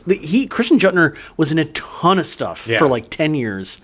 And then was like, I'm good. I'm done with Hollywood. He has that typical 70s, 80s look of a kid. He's interchangeable with like 1,000 other kids. Yeah. Back then. And I will say, in the movie, he did admit to Michael Caine that he thought that he caused it. Yeah. He had the guilt of like, I made this happen. And then Michael Caine says, you did. It's all your fault. You're a monster. Essentially, yes. But it's fine. You're probably going to die anyway. Bye. You to serve. Yeah. To die. So after he retired, he actually went into Glassworks with his father. They owned a Glassworks company. Cool. Sadly, he died in 2024 at the age of 60. What? I couldn't find why. Yeah. Oh 60. Probably a heart attack or heart disease. So young. Yeah. Morgan Paul was cast as Dr. Newman, who appeared as Dave Holden in Ridley Scott's Blade Runner. Right. Yeah, he retired from acting in 1996 and sadly died on July 17th, 2012 from stomach cancer at the age of 67. Jesus, he was only in his 50s when he retired. Mm-hmm. Interesting. Yeah, it was one of those... There was a spate of people in the 90s that were kind of like, I don't really want to do this anymore. And we've talked about a few others in the shows we've done. But yeah, he was great. He was a good actor. I think he just got tired of it. Well, you get to the point... For every Richard Chamberlain, there's... And Morgan Paul, who you go on tons of auditions, she's not getting work. You're not making enough money to make a living. You have to have a certain amount of work to make a living as an actor, to get your insurance as an actor. And if you don't meet those quotas, then what are you going to do? It's time to switch it up. So estimates of the number of bees used in the production ranged between 15 million and 22 million. Good God, where do you get all those bees? Bee farms? Okay. Apiaries? Apiaries, yeah, bee farms, yeah. About 100 people were employed in the production to care for and transport the bees during the film shoot. I'm a bee wrangler! Yeah. The film's production went through several beekeepers before finding one who hired people to remove the bees' stingers. Finally found the crooked one, huh? Yeah. Cold weather incapacitates bees, so it was done in a refrigerated trailer. The operation took all summer, but it made the bees safer to use around the cast and crew. This was during, close-ups and medium shots when the bees had to be really close. Oh yeah, of course. Yeah. It's crazy to me. How do you remove a stinger without killing them? I don't know. It's very what a crazily microscopic little it would be especially essentially in a freezer like you're doing it for 3 months, and they did it for 800,000 bees. My God, what a tedious time. I'm sure by the end they got really good at it. Sure. Sloop, sloop, sloop, sloop, Although, sloop. sadly, a few stingers were missed and some lingering venom did get into the air on the sound stages, causing allergic reactions. Olivia de Havilland apparently was stung a couple of times. Good. No. No! Here's the thing. If you're in a movie or working on a movie about bees and you're allergic to bees, you shouldn't probably be on that movie. Yeah. Because it's not just the stingers that you're allergic to. It's the venom was just in the air. Yeah. It's not, and it's the thing is that there's definitely, variations of how intense the allergic reactions are. Oh, sure. People that it's just very mild to death. Death, yeah. Bad death. Gotta have a lot of EpiPens on that set. I'm sure they did. The bees in the film were housed in various countryside enclosures and were moved every night to give them new foliage and prevent what they called bee rustling. That's people stealing your bees. Stealing the bees or stealing the honey. Oh. Which was a big thing. Because of how the bees were portrayed in the film, the American Bee Association released a cease and desist order to the swarm for defaming the character of the American honeybee, and as a result, at the end of the film, there's a disclaimer saying the killer bees portrayed in it bear no resemblance to real crop-pollinating honeybees. These bees are the heroes of our country, bringing flowers and food to American tables.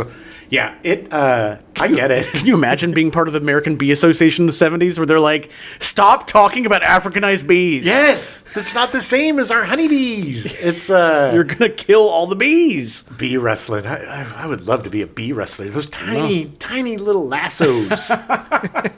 When the film was released, it grossed just over $5 million in opening weekend against a budget of $11 to $22 million. Okay. It was considered a box office bomb. Part of the problem might have been the saturation of killer bee movies during the 70s. This is one of several films about Africanized honeybees, aka killer bees, that were released during the 70s' fear of and fascination with their predicted future invasion of the U.S. Southwest via South America in the early 1990s. Oh yes, where are the killer bees today? The killer bees are in South America. This is the funny thing, is that they made it such a big deal in the 70s, but literally we're saying it's going to take them 20 years to get here. Yeah. But we got to freak out about it now. Well, yeah, because it was fun. I mean, look, that's the thing. Bigfoot, killer bees, all that stuff. It was fun. It was just fun to scare ourselves with stuff that was so beyond the pale of actually hurting us because we were just petrified of dying in nuclear war. Well, yeah. So the Africanized bees did show up in the 90s. It actually did happen, but not in the ways the films had said they would. Such a letdown, man. Yeah. Because they were like, oh, they could kill a cow in a minute. You know, there were all these statistics and stuff that you would learn about the killer bees. You know, they'll swarm you and kill you in less than a minute. Only 5 stings of these killer bees. Yeah. Here's the thing. So they talk about them being African bees. Africanized. And then Richard Chamberlain's like, actually, they're Brazilian bees and not African bees. Yeah, because they come from South America. Right. And he's just trying to be clear. And they're like, who cares where the bees come from? They are African bees. Right. So then Richard Widmark, you got that stuck in my head. Sorry. Richard Widmark, he's just throwing the African thing around. No pretense of bees anymore. It's just like, we got to get those Africans out of here. Those damn Africans. And it's just like, come on, dude. Why didn't you just say bees? Come on. Couldn't you just say bees instead of Africans? It also doesn't help any that there are literally no African Americans in this movie. Yes! They do not exist in this world, apparently. Even though it's Houston. Yeah, there's not one. None. There is none. That is crazy. It is the whitest cast ever. Sure. Jesus. So other films in the subgenre include Invasion of the Bee Girls in 1973, Killer Bees in 1974, which we almost covered. Right. Was a TV movie. The Savage Bees in 1976, and 2 other movies in 1978 alone, The Bees and Terror Out of the Sky. I'm sure I saw all of them. I was fascinated with killer bees. I loved being scared. I mean, I got to be honest, after seeing The Swarm, I don't need to see any of these movies. Yeah, I think you've seen it. It's like, wow, it's like The Swarm, but worse. Sure, yeah. Well, there's probably got to be one of the bunch that's better. This can't be the best of the B movies. I guess we'll have to watch them and find out. Yes. The film received overwhelmingly negative reviews from critics. What? I know, shocker. Gene Siskel of the Chicago Tribune gave the film 1.5 out of 4 stars and wrote that it was surprisingly flaccid in its thrills. Explaining, in these days of Star Wars, which was made for less money, it takes more than a fleet of helicopters and a flame out of the Gulf of Mexico to convince audiences that they are being dazzled. He's right. Hey, he's look. 100% right. He was a snoot, but he got it right sometimes. Kevin Thomas of the Los Angeles Times wrote that the film was fun in its primitive way. One wishes it were silent, as were the DeMille epics of the 20s, it so closely resembles. Yeah, that is the worst insult for your movie. I wish your movie was a silent movie. It's kind of cute, but all the talking really makes it awful.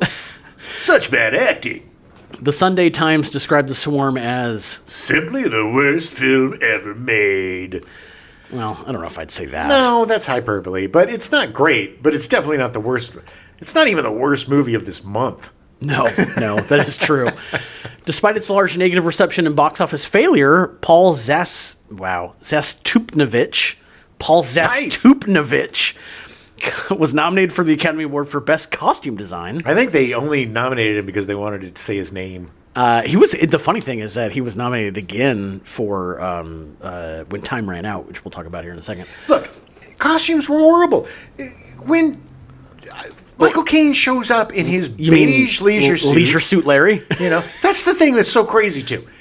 So all this shit's going down, and they're like, what's that weird child molester van doing out there? And there's just a van parked out there that totally looks like a CM van. Yeah. And then in comes Michael Caine in a suit that is exactly the same color as his child molester van. And he's so indignant. They're like, who are you? What are you doing here in this secret military base? I'm not telling you. Well, you have to guess. The door was open. Yeah. So, okay, neat. The door's open. So why are you here? And goes to the point where he gets handcuffed and all this crap. And then finally is like, called the president. And then it's just like, It's not. And that's the thing. And this is another reason why this movie's unbelievable. Because he's there. He's literally intruding on a secret military base. And their instinct is just like, well, just go stand over there. Like, not like, we'll take you out of here and take you to prison immediately. Or start questioning you about what's all these people that are dead. It's just like, what? What are you doing here? We are the worst military ever. I guess you're in charge now. Yeah, the president. What a caveat. Just, out of nowhere. The president said that I get full authority over everything. Widmark was not happy about that. He was pissed about that. Well, I get it. You got some dumb civvy in charge. Well, I mean, yeah. It was all because he was And then the fact that they talked about, this started a year ago, and then they never went back to that. No. Never went back to that. Didn't need to. Never talked about where the... Sorry, the more we're talking about this, the more I'm hating this movie. They came from Africa, Adam, or Brazil. Who knows? They came from Brazil. Irwin Allen was so disheartened by the amount of money he lost in this film that he forbade any of his employees to ever mention it again. Okay. He even cut short an interview when a question was asked about it. Yeah, this interview's over. Yeah. Allen's next film, Beyond the Poseidon Adventure, released in 1979, which he also directed, made only $2.1 million against a $10 million budget. If any movie didn't need a sequel, yes, it is the Poseidon Adventure. Yes. So it's like great. It's like the Titanic 2, Yeah. When they made that movie. It's like nobody wants to see the second ship go down. We saw it the first time, and it was great. We had Gene Hackman the first time. Not Michael Caine. Oh, no, in Poseidon Adventure, yes. Right. Sorry, I was thinking Titanic. I was like, he was in Titanic? No. No. Leonardo DiCaprio was. Yeah, well, he's not in the second one, that's for sure. Spoiler alert! His last disaster film, When Time Ran Out, released in 1980, which Allen was wise enough to have someone else direct. I'm just not doing it anymore. Well, there's only 2 movies he directed, and they both flopped. So, I mean, Well, yeah. It was like, now my time to shine. It made $3.8 million against a $20 million budget and essentially killed the disaster genre, at least for a little while. What was that about? I think it was about volcanoes. Oh. Yeah. It was based on a book called The Day Time Ended or something. Okay. I don't know exactly. I do want to see it because it's weird. Yeah. But it's like Killer Bees, at least there were bees. Right. And this, it was just kind of like, the world's ending, and that's it. Okay. It's like, let's make it the most generic disaster ever. Well, yeah, they disappeared until Dean Devlin came around. And was like, I love those Irwin Allen movies. Hold my beer. You think those were stupid and absolutely ridiculous? I'll give you some plots. I'll give you some crazy plots. Hey, what if we have people outrunning the cold? Yeah, we got an angry, evil storm. Yeah, what if the Mayan calendar comes to an end? Shut up, Dean Devlin. You awful, awful, awful director.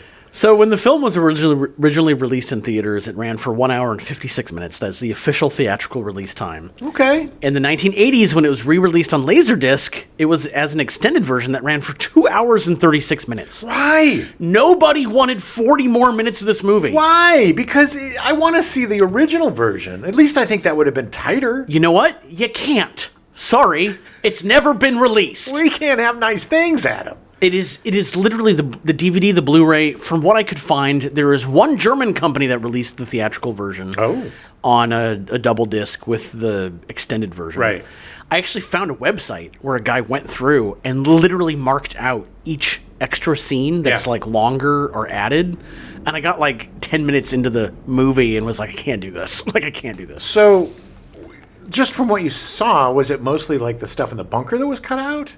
Because I would see it was everything. It was mostly extended scenes. Oh, okay. Like there were a couple extra scenes they added in, like when they were driving together and like in the town and stuff. But like for the most part, it was just making scenes longer. Well, which is torturous, man. I mean, it's not like the scenes needed to be longer. That's why the pacing in this movie is so god awful. I really wanted to see the theatrical version. Yeah, because I feel like that, while not much better, would at least be a better movie. At least be shorter.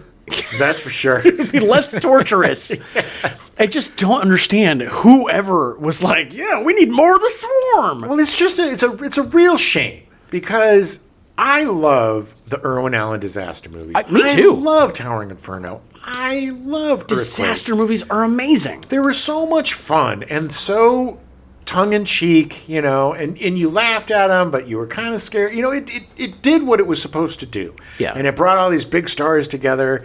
You had Steve McQueen and O.J. Simpson working together, baby. Charlton Heston. They were fun, man, and they were epic. And there was an A to B to C, right? Yeah. And as soon as the disaster started, you were in for a ride. Poseidon Adventure is such a fun ride when the ship turns over. All these effing weirdos, and you feel for them when their deaths meant something. And it's so over the top, but Gene Hackman playing a ex-pastor who hates God and is cursing God, and this young girl's in love with him, and then you've got I'm skinny in the water, the old swimmer who's now Chubbs now, and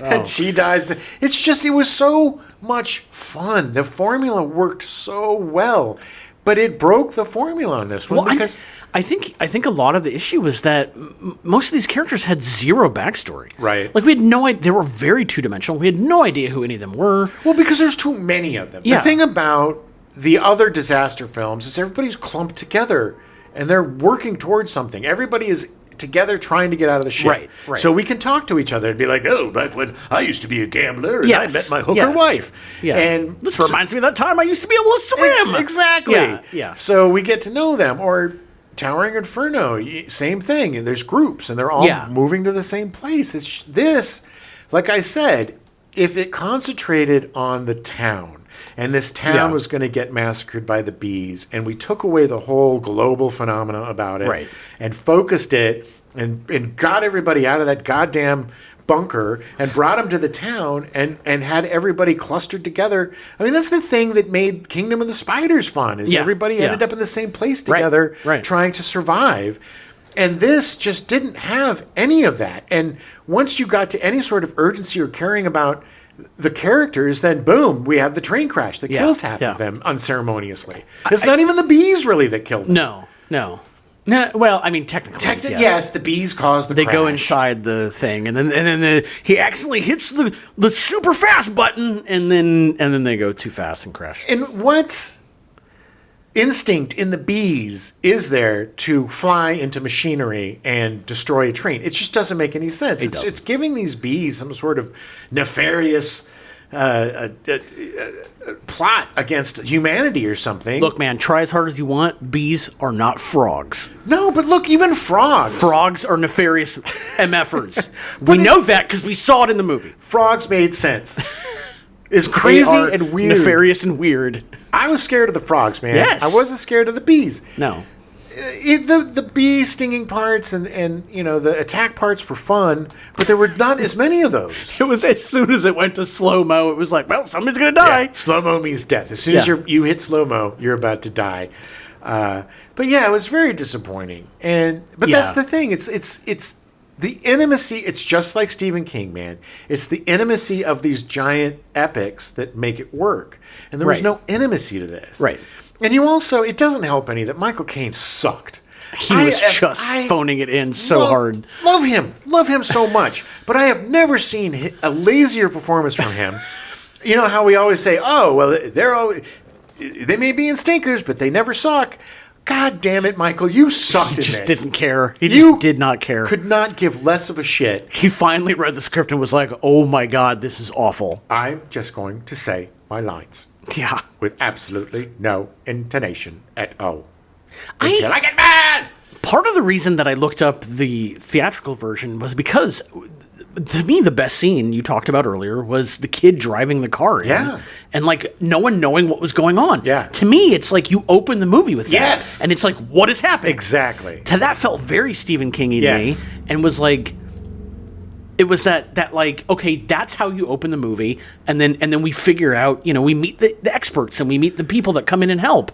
And I thought maybe the theatrical version was that. No, it was not. But you're so right, because that gets us into it. That gets us to care about the kid. That gets us to care about the town. Nobody gives a shit about what's happening in the bunker.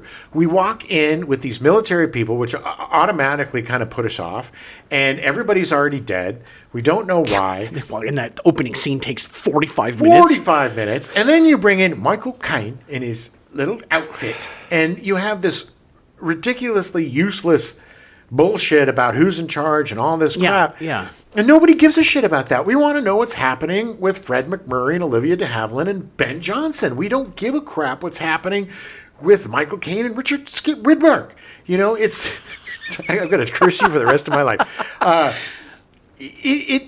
That is the failure of this movie. The failure of this movie is that it didn't give us that. It tried, but you can't have Patty Duke over here, Fred MacMurray over here, and Lee Grant way the F over here. Right. And none of them really come together at any point. Poor Lee Grant is just relegated to being the reporter. Yeah. Doesn't even have anything fun to do. No, I don't even remember if she died. She probably died. This movie... The problem... I think she died during the bee attack on the town, yeah. This is the type of movie we have to do right away, because it is so bad that it just escapes the brain. And I stop remembering stuff about it right away. It doesn't help any. It doesn't help any that there are 100 actors in this movie. Yes. That there's so many characters that, who knows? And there's no way to identify any of them, because they're all just bland. Yes. And nobody is given enough... Except for maybe the love triangle, but nobody's really given enough. The only reason I remember that is because that was interesting. Yes. Like when I think it was Ben Johnson comes in to be like, hey, I want to marry you. Let's marry you. And it's like, she just got asked this morning. Like, I remember that because that was interesting. Yes. Because these were people that we cared about and wanted to watch go through this disaster with. You go through the disaster with the people you can identify with. Exactly. None of us are identifying with Richard Chamberlain and his crazy fake beard. Yeah, all these weird scientists and generals. Nobody. It doesn't... These experts and it's like they just lost the humanity. And it was so uninteresting to be in a bunker talking about how do we do this. I want to watch people get eaten by bees. I want to watch people get stung to death by bees. I want to see the carnage. I mean, that's why we watch the disaster movies. Are there for the same reason why we stop at car wrecks. We want to see the stuff that we're not supposed to see. All right. Well, we should stop because otherwise we'll talk about this for hours.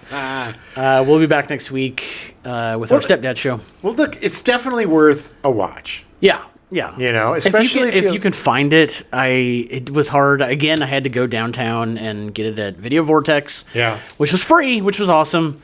But you can get it on DVD. It's available. It's not available for streaming anywhere unless you want to pay for it. Right. Don't pay for it.